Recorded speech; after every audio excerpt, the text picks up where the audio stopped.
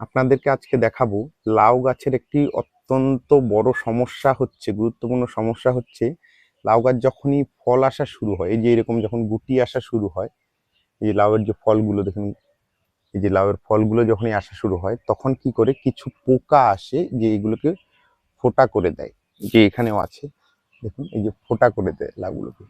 এটার থেকে উপায় কি? একটা উপায় হচ্ছে এটার জন্য ইনসেক্ট ট্র্যাপ বলে, যেটাকে এই যে ইনসেক্ট ট্র্যাপ, এটা আমি ইনস্টল করে দিয়েছিলাম। এটা একটা বাক্সের মতো, এর ভেতরে একটা, এখানে দেখুন এর ভেতরে একটা হচ্ছে সে লাগানো আছে হরমোন জাতীয় একটা পদার্থ, ওই যে বিস্কিটের মতো করা আছে, কেকের টুকরোর মতো, ওটা ঝুলিয়ে দেওয়া আছে রশি দিয়ে। এটা আমি 2-3 দিন আগে ইনস্টল করেছিলাম, কিন্তু আমি অবাক হয়ে গেছি যে এত পোকা। দেখুন এটার নিচে এই যে প্রচুর পোকা এসে এটার নিচে কিন্তু জমেছে। দেখুন প্রচুর পোকা, প্রচুর পোকা জমে গেছে এটার নিচে। দেখুন প্রচুর পোকা জমেছে, প্রচুর পোকা জমেছে।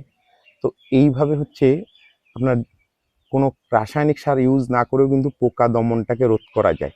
এটা আপনারা কিন্তু বাড়িতে করতে পারেন। এটা আপনারা যে ছাদ বাগান করে থাকেন সেখানে কিন্তু আপনারা এটা ইউজ করতে পারেন।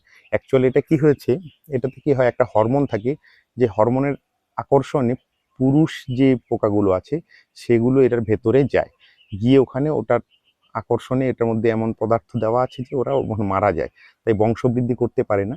এর ফলে কি হয়, লাউ গাছ বা অন্যান্য এই জাতীয় গাছ, লাউ গাছ, ঝিঙ্গা গাছ, এই জাতীয় গাছগুলো হচ্ছে, কুমড়ো গাছ, এগুলো বেঁচে যায় এদের পোকার আক্রমণ থেকে, বংশবৃদ্ধিটা কম হওয়ার জন্য বেঁচে যায়।